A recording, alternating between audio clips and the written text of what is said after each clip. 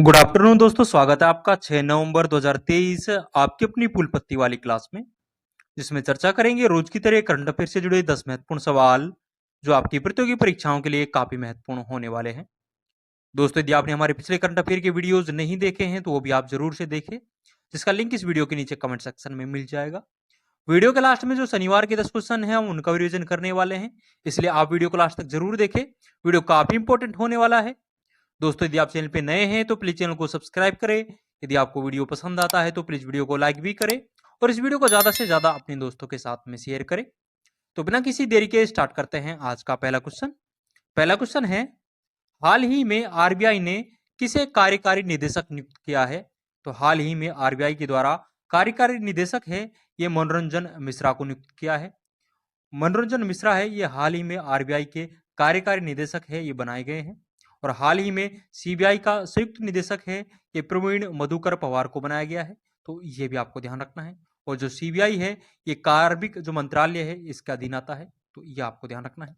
यदि आरबीआई के बारे में बात करें तो आरबीआई की जो स्थापना है ये यंग हिल्टन आयोग की सिफारिश से इसकी स्थापना 1 अप्रैल 1935 को अधिनियम 1934 के तहत इसकी स्थापना होती है।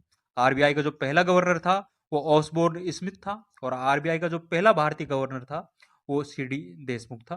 और वर्तमान में जो आरबीआई के गवर्नर है वो शक्तिकांत दास है। तो ये भी आपको ध्यान रखना है।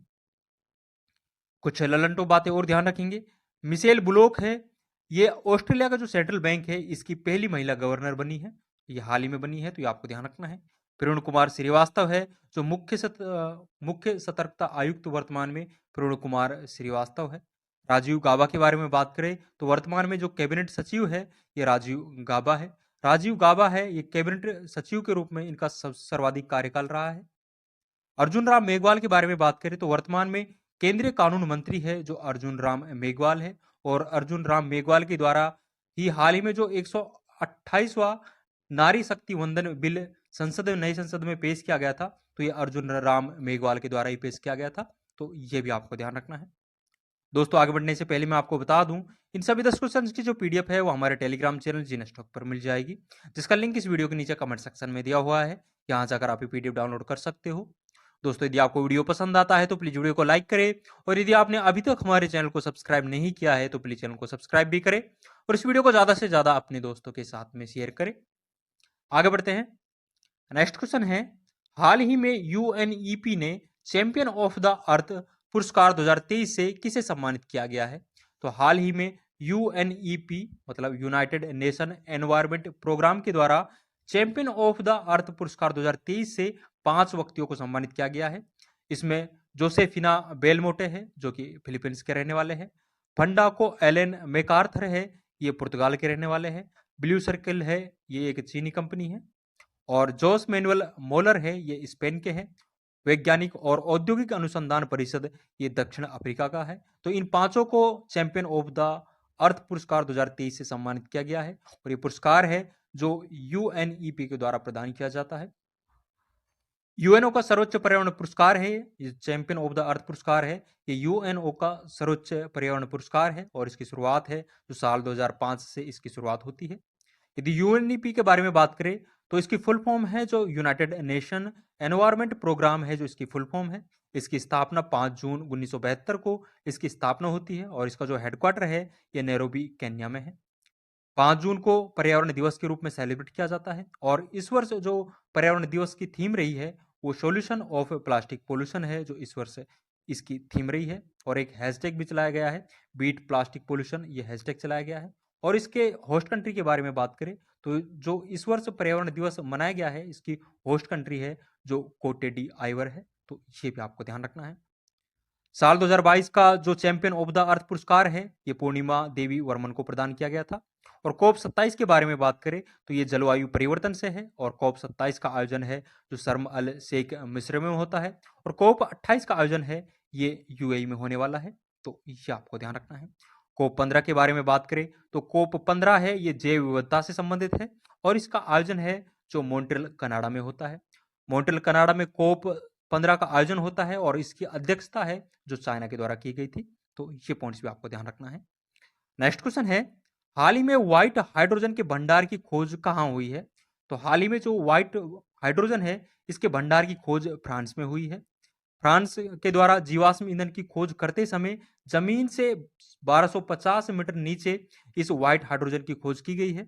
जो व्हाइट हाइड्रोजन होता है इससे जो ग्रीन हाउस गैस होती है इनका उत्सर्जन बिल्कुल भी नहीं होता है, तो ये आपको ध्यान रखना है। कुछ ललंटो बातें और ध्यान रखेंगे। सूर्य पर सर्वाधिक सूर्य पर जो ऊर्जा का स्रोत होता है वो नाभिकीय संलयन होता है। वनेडियम की प्राप्ति हाल ही में गुजरात से हुई है और जो लिथियम की प्राप्ति हुई है ये जम्मू कश्मीर से हुई है, तो ये आपको ध्यान रखना है। आखिरी गैस जिसे नोबल गैस या शून्य गैस के भी नाम से जानते हैं, तो ये 18 वर्ग में है और इसमें हीलियम, नियोन, ऑर्गन, क्रिप्टॉन और जीनोन है, ये सभी आखिरी गैस होती है, तो ये आपको ध्यान रखनी है। नेक्स्ट क्वेश्चन है, हाल ही में विश्व सुनामी जागरूकता दिवस 2023 कब मनाया गया है? तो हाल ही में विश्व सुनामी जागरूकता दिवस 2023 है, ये 5 नवंबर को मनाया गया है। इसे मनाने की शुरुआत है जो साल 2016 से इसे मनाने की शुरुआत होती है। यदि सुनामी के बारे में बात करें तो भूकंप के कारण समुद्र में उठने वाली लहरें होती है उनको सुनामी के नाम से जानते हैं। 2004 में हिंद महासागर में आई सुनामी सुनामी जो 2004 में हिंद महासागर में एक सुनामी आई थी, तो उसमें एक समझौता किया गया था उस दौरान, तो उसे ह्यूगो फ्रेमवर्क के नाम से जानते हैं। ह्यूगो फ्रेमवर्क है, ये जापान में समझौता होता है। हिंद महासागर में 2004 में सुनामी आई थी, तो इसी दौरान ह्यूगो फ्रेमवर्क होता है, तो ये आपको ध्यान रखना है। और इस वर्ष जो ये विश्व सुनामी जागरूकता दिवस मनाया गया है, इसकी जो थीम है एक लचीले भविष्य के लिए असमानता से लड़ना, इस वर्ष इसकी थीम रही है। और हाल ही में विश्व बायोस्फीयर दिवस है, ये भी मनाया गया है, तो ये विश्व बायोस्फीयर दिवस है, ये 3 नवंबर को मनाया गया है और 2022 में पहली बार इसको मनाया गया था और अब की बार है, ये दूसरी बार है जो मनाया गया है। भारत के 18 बायोस्फीयर रिजर्व है जो यूनेस्को में शामिल है और भारत का जो पहला बायोस्फीयर रिजर्व है तो वो कौन सा है, इसका आंसर आप कमेंट सेक्शन में जरूर बताएं। विश्व जल दिवस है, ये प्रत्येक साल 22 मार्च को सेलिब्रेट किया जाता है। विश्व जैव विविधता दिवस के बारे में बात करें तो ये प्रत्येक साल 22 मई को सेलिब्रेट किया जाता है और 22 अप्रैल के बारे में बात करें तो विश्व पृथ्वी दिवस है, ये 22 अप्रैल को सेलिब्रेट किया जाता है। ओजोन संरक्षण दिवस है, ये 16 सितंबर को सेलिब्रेट किया जाता है और विश्व पर्यावरण दिवस है, ये 5 जून को सेलिब्रेट किया जाता है, तो इसके बारे में हम पहले भी बात कर चुके हैं। नेक्स्ट क्वेश्चन है, हाल ही में भारतीय वायुसेना ने पूर्वी आकाश अभ्यास का आयोजन कहाँ किया है? तो हाल ही में भारतीय वायुसेना के द्वारा पूर्वी आकाश अभ्यास का आयोजन है जो शिलोंग मेघालय में किया गया है। वायु शक्ति का पता लगाने के लिए यह अभ्यास है जो किया गया है और भारतीय वायुसेना का स्थापना दिवस है, यह 8 अक्टूबर को सेलिब्रेट होता है, तो ये भी आपको ध्यान रखना है। कुछ ललंटो बातें और ध्यान रखेंगे। हरिमो शक्ति अभ्यास है, इसका हाल ही में आयोजन है जो भारत और मलेशिया के मध्य में हुआ है। मलेशिया की राजधानी है जो कुआलालंपुर है। काजिंदा अभ्यास है, ये भारत और कजाकिस्तान के मध्य में होता है। उत्तरी पूर्वी परिषद का जो हेडक्वार्टर है ये शिलोंग में है। भारत की 100वीं स्मार्ट सिटी है जो शिलोंग है। नोमडिक एलिफेंट अभ्यास है, ये भारत और मंगोलिया के मध्य में होता है, तो ये भी आपको ध्यान रखना है। नेक्स्ट क्वेश्चन है, हाल ही में परमाणु परीक्षण प्रतिबंध संधि के अनुसमर्थन को किसने वापस लिया है? तो हाल ही में परमाणु परीक्षण प्रतिबंध संधि के अनुसमर्थन को जो वापस लिया है ये रूस के द्वारा लिया गया है और ये एक संधि है जिसे सीटीबीटी के नाम से जाना जाता है। सीटीबीटी का मतलब व्यापक परमाणु परीक्षण प्रतिबंध संधि है। इसे 1996 में लागू किया गया था और इस संधि में 187 देश शामिल है। 3 देश इसमें शामिल नहीं है, भारत, पाकिस्तान और उत्तर कोरिया है जो ये जो सीटीबीटी संधि है इसमें शामिल नहीं है, तो ये आपको ध्यान रखना है। यदि रूस के बारे में बात करें तो रूस की जो राजधानी है ये मॉस्को है। मुद्रा के बारे में बात करें तो रूबल है जो रूस की मुद्रा है। रूस है जो क्षेत्रफल के मामले में विश्व में प्रथम स्थान रखता है। रूस है जो एशिया और यूरोप महाद्वीप में है। झील के बारे में बात करें तो बेकाल झील है, ये साइबेरियाई रूस में है। रूस की जो पर्वत है ये यूराल पर्वत है, ये रूस में है। वाल्गा झील है, ये एशिया और यूरोप की सीमा बनाती है। रूस की क्रांति को बोल्शेविक क्रांति कहते हैं और ये 1917 में होती है। ब्रह्मोस है जो मिसाइल है रूस और भारत के द्वारा बनाई गई है संयुक्त रूप से। रूस की जो स्पेस एजेंसी है इसे रॉसकॉस्मोस के नाम से जानते हैं और रूस का जो एयर डिफेंस सिस्टम है इसे S-400 जिसे ट्रायम्फ के नाम से भी जानते हैं, तो ये भी आपको ध्यान रखना है। नेक्स्ट क्वेश्चन है, हाल ही में चीन की बेल्ट और रोड परियोजना से अलग होने की घोषणा किसने की है? तो हाल ही में जो चीन की बेल्ट और रोड परियोजना है, इससे अलग होने की घोषणा है, ये फिलीपींस के द्वारा की गई है। ये BRI के नाम से जानते हैं, मतलब belt and road initiative.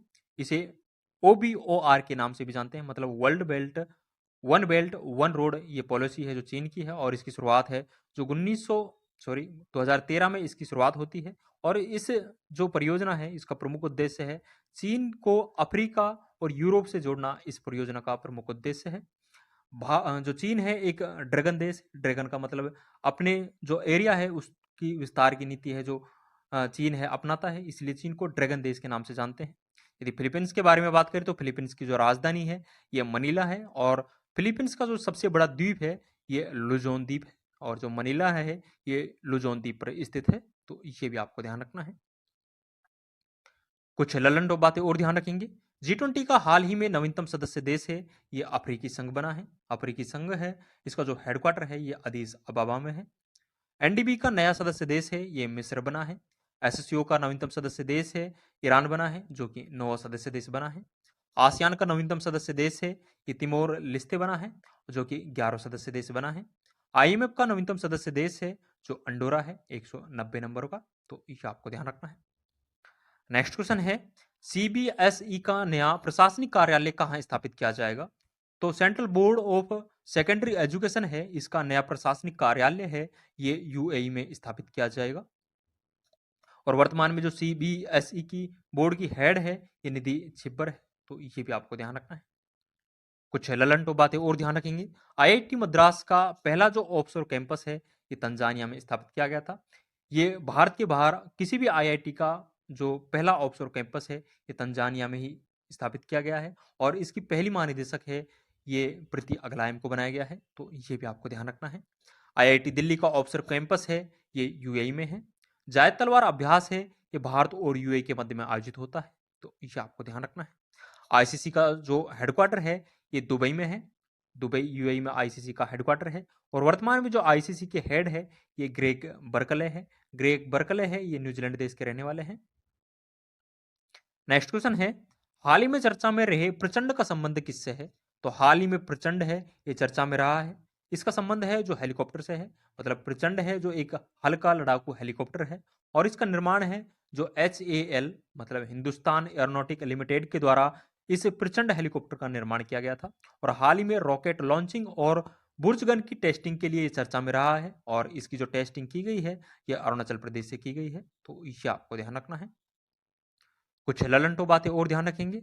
C295 MW परिवहन विमान से जो खरीदने के लिए समझौता किया गया है ये स्पेन से किया गया है। डोर्नियर 228 विमान है ये श्रीलंका को भारत के द्वारा दिया गया है। हेलीकॉप्टर निर्माण की सबसे बड़ी फैक्ट्री है ये तुमकुर कर्नाटका में है। तो ये आपको ध्यान रखना है। मिग बाइसन की अंतिम उड़ान है ये उत्तरलाई स्टेशन इस बाड़मेर से की गई है। आज का अंतिम क्वेश्चन देखेंगे। हाल ही में भारतीय वायुसेना की सबसे बड़ी नौकायन चैंपियनशिप रेगाटा कहां प्रारंभ हुई है?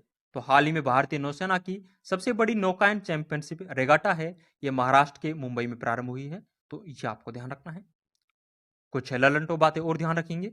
डुरंड कप, संतोष ट्रॉफी और रोवर्स कप का जो संबंध है ये फुटबॉल से है। राइडर कप का संबंध है जो गोल्फ से है। Devdutt trophy, CK Naidu trophy, Vijay Hazare trophy, Ranji trophy, SS trophy, Syed Mushtaq Ali trophy, इन सभी का संबंध है जो क्रिकेट से है। थॉमस कप और उबेर कप का जो संबंध है ये बैडमिंटन से है। और आपको कमेंट सेक्शन में बताना है कि जो डेविस कप है इसका संबंध किससे है। तो इसका आंसर आप कमेंट सेक्शन में जरूर बताएं। दोस्तों, ये 10 इंपॉर्टेंट क्वेश्चंस हमने आज के डिस्कस किए हैं जो कि आपकी परीक्षाओं की दृष्टि से काफी इंपॉर्टेंट है। एक बार जो शनिवार के 10 क्वेश्चन है उनका भी क्विक रिवीजन कर लेते हैं, जिसमें पहला क्वेश्चन था अडेल ग्यू हुरुन इंडिया परोपकारी सूची 2023 में शीर्ष स्थान किसे मिला है? तो इसमें शीर्ष स्थान है जो शिव नादर को मिला है। शिव नादर है ये HCL कंपनी के मालिक है। नेक्स्ट क्वेश्चन है, हाल ही में चर्चा में रहे प्रोजेक्ट कुशा का संबंध किससे है? जो प्रोजेक्ट कुशा है इसका संबंध DRDO से है। नेक्स्ट है, हाल ही में केंद्रीय वित्त मंत्री निर्मला सीतारमण ने हाल ही में केंद्रीय वित्त मंत्री निर्मला सीतारमण ने श्रीलंका के त्रिंकोली में किस बैंक की शाखा का उद्घाटन किया है? तो हाल ही में केंद्रीय वित्त मंत्री निर्मला सीतारमण ने जो एसबीआई बैंक है, इसकी शाखा जो 5वीं शाखा है, इसका उद्घाटन है जो श्रीलंका में किया है। नेक्स्ट क्वेश्चन है, हाल ही में चर्चा में रही आईसीबीएम मिनट थर्ड का संबंध किससे है? तो इसका संबंध है जो यूएसए से है। नेक्स्ट क्वेश्चन है, हाल ही में डब्ल्यूएचओ के दक्षिण पूर्वी एशियाई कार्यालय की क्षेत्रीय निदेशक किसे नियुक्त किया गया है? तो हाल ही में जो डब्ल्यूएचओ है, इसके दक्षिण पूर्वी एशियाई कार्यालय की जो क्षेत्रीय निदेशक नियुक्त किया है, ये साइमा वाजिद को किया है। नेक्स्ट क्वेश्चन है, नाइट फ्रैंक के prime global cities index Q3 में शीर्ष स्थान किसे मिला है? तो इसमें शीर्ष स्थान है जो मनीला को मिला है। नेक्स्ट है, हाल ही में दूसरा वर्ल्ड फूड इंडिया का शुभारंभ कहाँ हुआ है? तो इसका शुभारंभ है जो नई दिल्ली के भारत मंडपम जो स्थान है, इस पे इसका शुभारंभ किया गया है। नेक्स्ट क्वेश्चन है, हाल ही में पहला अंतर्राष्ट्रीय क्रूज लाइनर कोस्टा सेरेना का घरेलू परिचालन कहाँ प्रारंभ हुआ है? तो इसका घरेलू परिचालन है ये मुंबई में प्रारंभ हुआ है। नेक्स्ट क्वेश्चन है, हाल ही में चर्चा में रहे इनकोर ऐप का संबंध किससे है? जो इनकोर ऐप है, इसका संबंध निर्वाचन आयोग से है। अंतिम क्वेश्चन देखेंगे, हाल ही में डॉक्टर पुनीत राजकुमार हृदय ज्योति योजना किसने प्रारंभ की है? तो इस योजना को कर्नाटक सरकार के द्वारा प्रारंभ किया गया है, तो ये भी आपको ध्यान रखना है। दोस्तों 10 इंपॉर्टेंट क्वेश्चन हमने आज के और शनिवार के जो क्वेश्चन है उनका डिस्कशन किया है, जो कि आपकी परीक्षाओं की दृष्टि से काफी इंपॉर्टेंट है। आज के सभी 10 क्वेश्चन की जो पीडीएफ है वो हमारे टेलीग्राम चैनल जीन स्टॉक पर मिल जाएगी, जिसका लिंक इस वीडियो के नीचे कमेंट सेक्शन में दिया हुआ है। यहाँ जाकर आप ये पीडीएफ डाउनलोड कर सकते हो। दोस्तों यदि आपको वीडियो पसंद आता है तो प्लीज़ वीडियो को लाइक करें, और यदि आपने अभी तक हमारे चैनल को सब्सक्राइब नहीं किया है तो प्लीज़ चैनल को सब्सक्राइब भी करें, और इस वीडियो को ज़्यादा से ज़्यादा अपने दोस्तों के साथ में शेयर करें। आज के लिए बस इतना ही, मिलते हैं नेक्स्ट वीडियो में। थैंक यू, जय हिंद।